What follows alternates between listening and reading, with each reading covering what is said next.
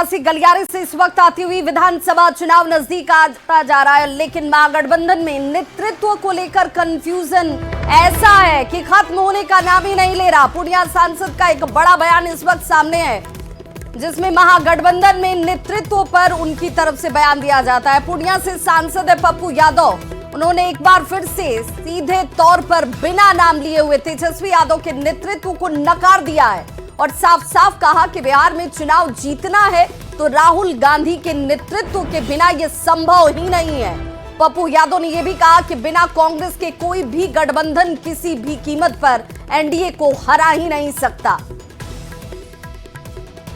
हम कांग्रेस के वर्कर हैं, हम इतने कह सकते हैं कि कांग्रेस के बगैर किसी भी कीमत पर एनडीए गठबंधन को नहीं हराया जा सकता। सभी जाति धर्म वर्ग का राहुल गांधी जी के प्रति सम्मान है, चाहे एसटी हो, एबीसी हो, ओबीसी हो, माइनॉरिटीज के लोग हो, चाहे ऊंची जात के लोग हो, सभी युवाओं का सवाल हो, चाहे राष्ट्र का सवाल हो, चाहे आत्मस्वाभिमान का सवाल हो, सबकी उम्मीदें राहुल गांधी है और बिहार का चुनाव हमें राहुल गांधी के नेतृत्व में लड़ने की जरूरत है, तभी हम सक्सेस हो।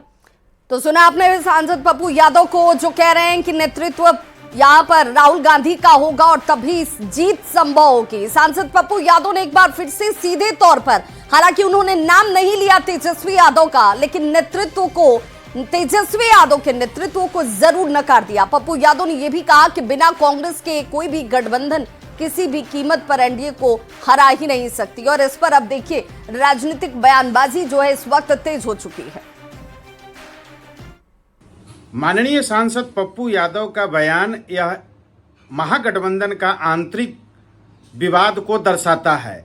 जिस प्रकार से महागठबंधन में अब तक 3 बैठकें हुई और उन बैठकों में नेता पर कोई सहमति नहीं बन पाई और आज पप्पू यादव इस प्रकार की बयान दे रहे हैं कि बगैर राहुल गांधी का महागठबंधन चुनाव नहीं जीत सकता है। मेरा तो ऐसा मानना है कि ब्रह्मांड के कोई ऐसे नेता को आप बिहार की धरती पर उतार दीजिए, आदरणीय मुख्यमंत्री नीतीश कुमार जी के नेतृत्व में एनडीए 225 सीट पर पुनः जीत करके आएगी। ये कौन क्या बोल रहे हैं, नहीं बोल रहे हैं, इसका कोई लेना देना बिहार की जनता को नहीं है। बिहार की जनता श्री तेजस्वी यादव जी को मुख्यमंत्री देखना चाहती है, अपना भविष्य तेजस्वी जी में देख रही है और कौन किसके इशारे पर क्या बयान दे रहे हैं ये जनता भी सब समझ रही है।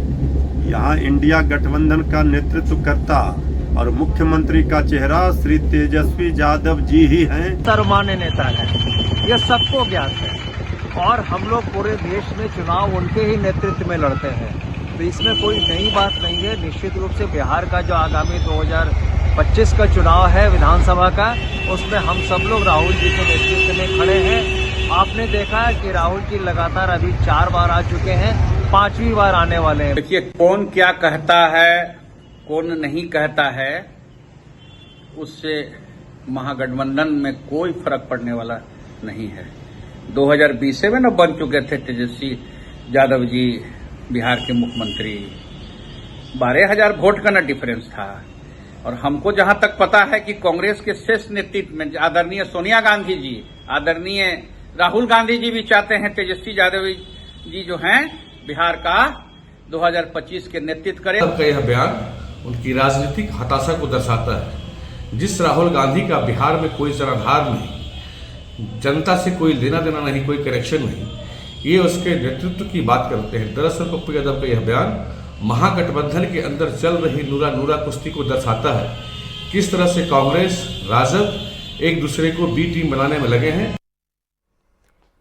तो वहीं नेता प्रतिपक्ष तेजस्वी यादव ने एक बार फिर से बिहार की विधि व्यवस्था पर सवाल खड़े किए हैं और कहा कि राज्य में अपराधी पूरी तरह से बेलगाम हो चुके हैं, पुलिसकर्मी भी गुंडागर्दी पर अब उतर आए हैं। बिहार में अपराधियों का बोलबाला हो चुका है। पुलिस प्रशासन, पुलिस प्रशासन, law and order, Nitish Kumar ji NDA के राज में चौपट हो चुका है।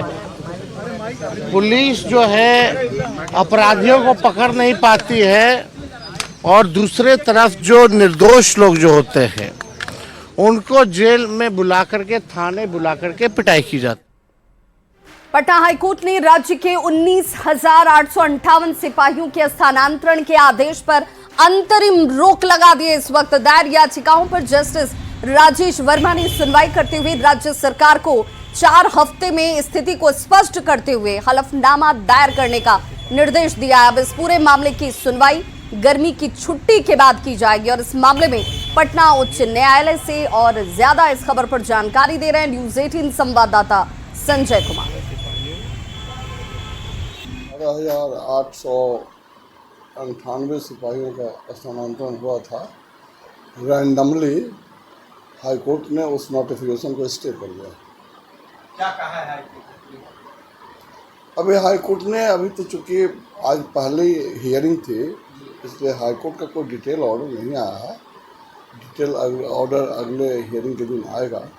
फिलहाल हाईकोर्ट ने एडिशनल डीजी जो यहाँ लॉ एंड ऑर्डर हैं उनसे काउंटर एफिडेविट मांगा है और ये कहा है कि ये बताए कोर्ट को कि बिना किसी पॉलिसी के, बिना कोई नीति निर्धारित किए कैसे इतने मास स्केल पर ट्रांसफ़र हुआ है।